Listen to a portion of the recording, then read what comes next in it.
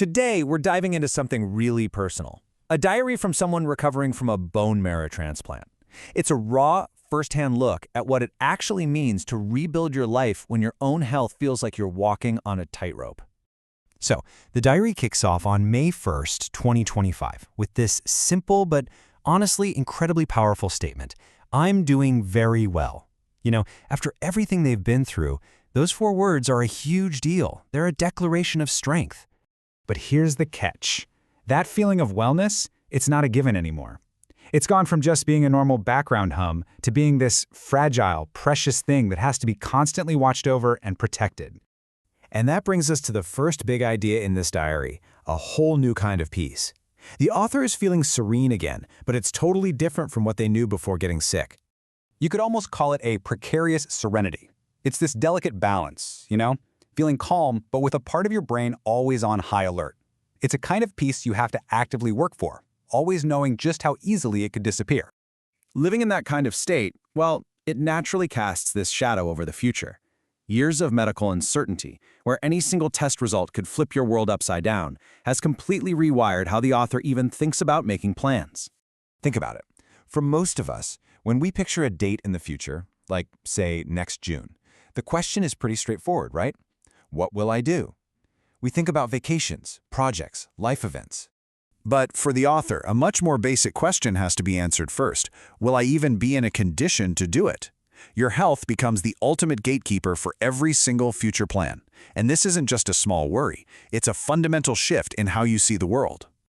The author points out that this isn't something they consciously decide to do every day. It's a way of thinking that just builds up over time, until one day you realize this health-first approach has just become your new normal.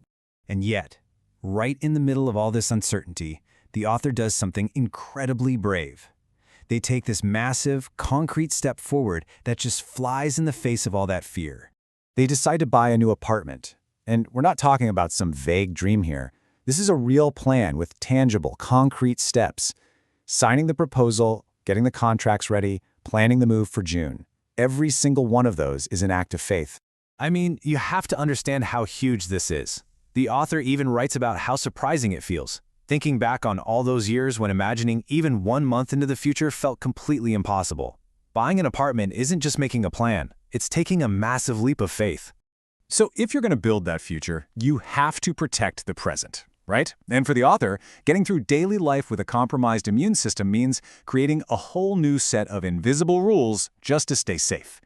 For example, to handle social stuff, they've developed their own personal risk system. It's pretty clear. If you're outdoors and there's some distance, the mask can probably come off. But sitting inside at a table for more than 10 minutes, that's high risk, so the mask goes on. It's a constant mental calculation. So how do you explain this to people, especially now? The author has a simple, direct script. I recently had a bone marrow transplant, and my doctors told me I still need to be cautious. And you know what? They say the response is almost always immediate understanding. But even with all the rules and all the plans, that underlying fragility is always there, just beneath the surface. And the diary shares this really powerful story that shows just how fast that precarious serenity can completely shatter. It starts with something tiny. A little 5mm dark red spot just appears on their wrist. It's something most of us would probably not even notice.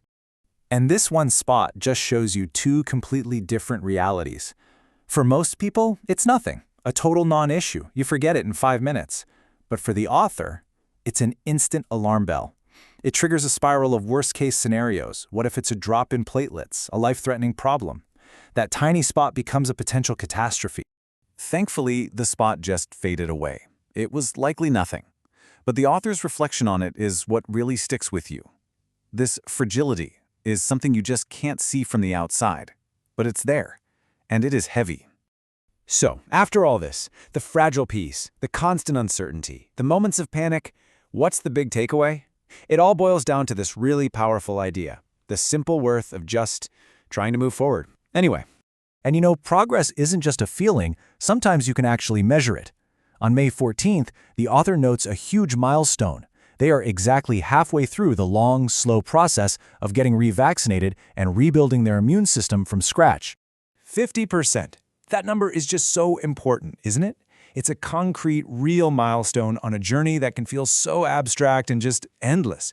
It's actual proof that they are moving forward. Of course, 50% done also means there's still 50% to go. The road ahead is definitely long, but hitting that halfway mark is a huge achievement, a moment to really stop and see how far you've come. And this really brings us to the core philosophy that guides the author through all of this. They admit they have very few certainties in life, but the one thing they're sure of is this: today, it's worth trying anyway. What a beautiful, resilient way to live. You know, this full diary just leaves us with this powerful question that I think applies to so many of us, whether we're dealing with health issues or any other kind of big life uncertainty. How do we find the courage to build a future when the very foundation we're building on feels so shaky? That's a question really worth thinking about.